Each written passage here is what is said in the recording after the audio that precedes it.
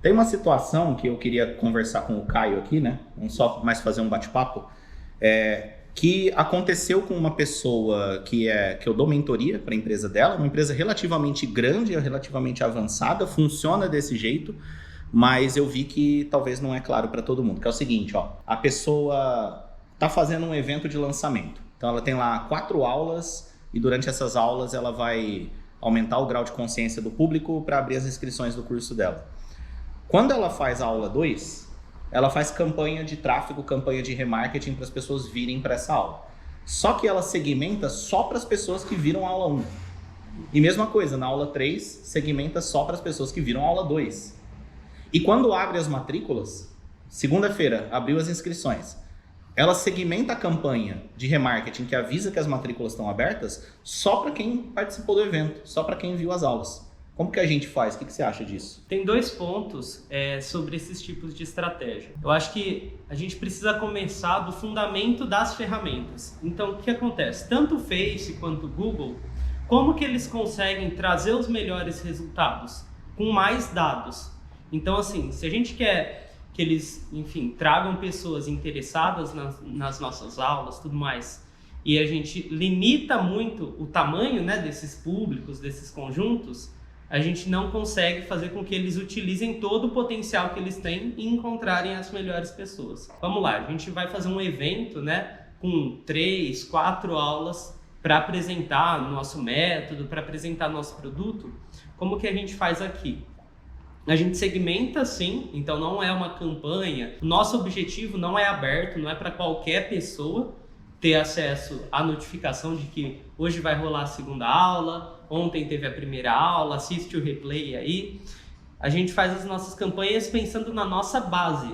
Então já tem vídeo aqui no canal, né, desse conceito, né, que a gente tem de base, que são pessoas que pelo menos já conhecem o nosso produto, que pelo menos já conhecem a nossa metodologia, já viram algum conteúdo nosso. Nos acompanha, tá no nosso ecossistema. Exatamente. Então, para essas campanhas de lembrete, né, do que está acontecendo, do evento e tudo mais, a gente costuma segmentar para a nossa base. Para a base inteira. Para a base inteira. Mesmo que está acontecendo já e eu vou notificar da aula 2. Exatamente. Eu não afunilo só para quem viu a aula 1. Exatamente. O que a gente faz então dentro da estrutura da campanha, eu tenho vários públicos diferentes, vários grupos ou conjuntos de anúncio. Então, eu tenho um conjunto específico para quem já viu as aulas anteriores ou que já viu alguma aula. Então eu separo nesse sentido, então eu sei que aquele público, aquelas pessoas já viram Teoricamente é o mais quente de todos. Exato. Então você usa ele na hierarquia lá de públicos. Isso. A gente tem um conjunto de anúncios, a gente tem uma segmentação, seja qual for o tipo de segmentação que vai fazer, tem uma segmentação específica para quem viu a aula 1 na hora de anunciar a aula 2, porque teoricamente é o mais quente de todos. Isso. Só que não limita eles. Não limita eles, a gente dá prioridade no orçamento. Então, por exemplo, no Facebook, a gente faz um orçamento por conjunto de anúncio, por segmentação. A maior parte do nosso orçamento vai para esse pessoal mais quente, mas não que a gente deixa de mostrar para as outras pessoas que estão na nossa base. Então é importante isso. Quando você for montar a sua estrutura, pensa, qual o tamanho do meu guarda-chuva? Qual o tamanho da minha base? E aí você vai vendo, olha, o público mais quente, seja que já assistiu alguma aula, ou seja que se inscreveu para esse evento que a gente está realizando, vai ter prioridade. Mas nunca deixa de usar aquele outro ativo que você já construiu, que são as pessoas do seu ecossistema. Acho que isso entra numa visão que é importante ter, que as coisas não são tão lineares. A pessoa que compra o curso, ela não necessariamente viu a aula 1 inteira, a aula 2 inteira, a aula 3 inteira, a aula 4 inteira, né? As pessoas, elas estão em graus diferentes de consciência e elas estão em...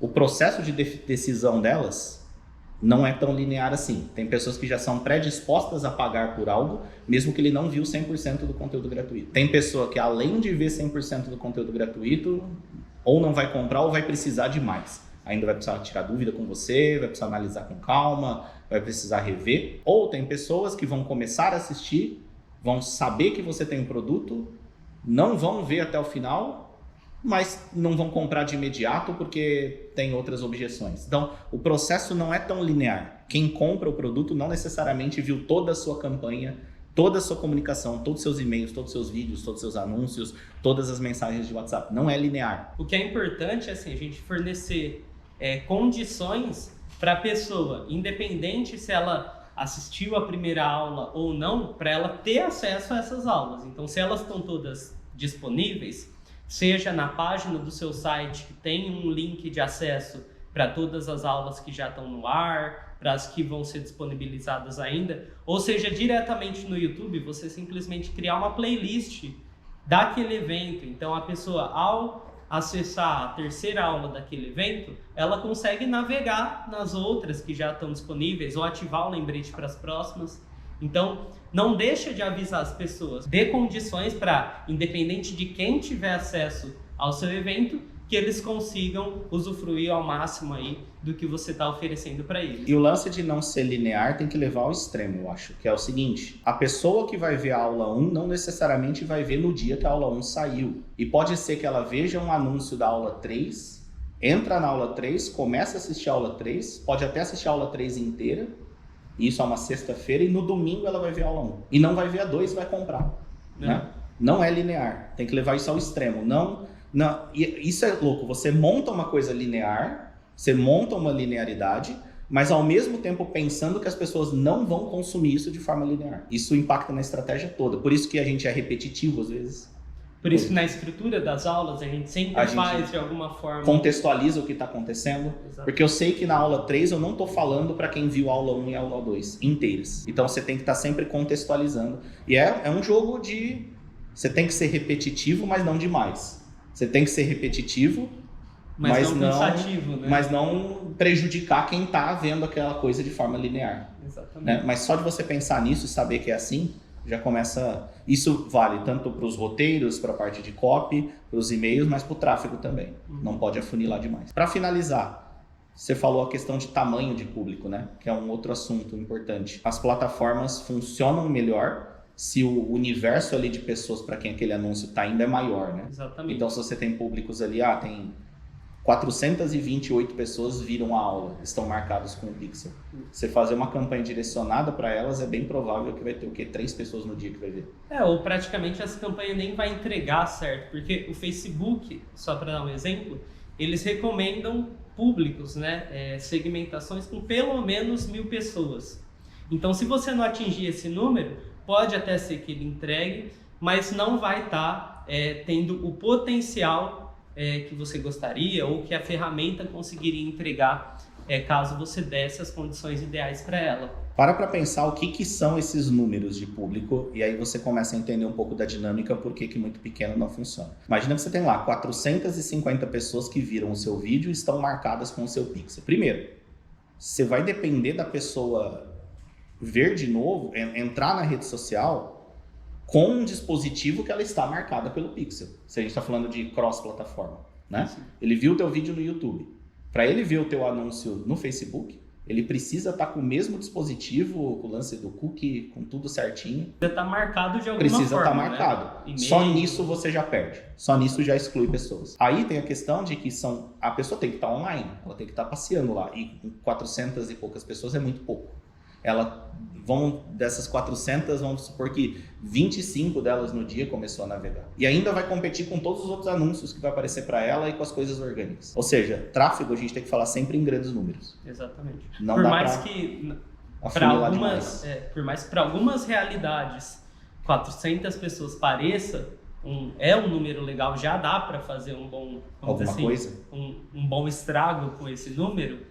Mas pensando estatisticamente para o tamanho das plataformas, é um público pequeno, eles precisam de mais dados que isso. Então é melhor abrir um pouco mão da ultra segmentação, deixa lá a pessoa que viu o vídeo, mas deixa que se cadastrou para o evento também, ou que viu o anúncio do evento. Aí você vai ter um público maior que a plataforma vai trabalhar melhor. Exemplificando um caso nosso, a gente tem aí projetos que estão iniciando, né, que a gente tá colocando no ar agora. E para esses projetos a gente tem uma segmentação só, que é com todo mundo. Então eu não fico me preocupando em dividir muito, se a pessoa só viu uma aula ou se viu 2. Não, eu coloco todo o meu leque lá, porque aí eu consigo aí um público de 2.000, 3.000 pessoas, e aí a gente consegue alcançar aí um resultado bem mais interessante, número de pessoas acessando, tudo mais. Então, para concluir, 2 coisas, né? As coisas não são tão lineares e não dá para segmentar demais, afunilar demais. Senão paga um preço que é diferente do resultado esperado que teria ao afunilar demais. Isso né? aí. É isso aí. Então, se esse vídeo te ajudou, se esse formato de vídeo batendo um papo a respeito de alguma coisa de marketing digital gerou algum valor para você, me conta. Deixa um comentário aí, se inscreve no canal se você não está inscrito e compartilha o que você está precisando aprender mais. É bem tranquilo para a gente pegar e falar alguma coisa a respeito disso, né? E que pode fazer bastante diferença para você, mas eu preciso saber o que é prioridade para você. Então deixa um comentário dizendo o que fez sentido, o que não fez, que assunto dá para expandir um pouco mais, que eu vou produzindo conteúdo aqui com base na tua própria demanda. A gente se vê no próximo vídeo.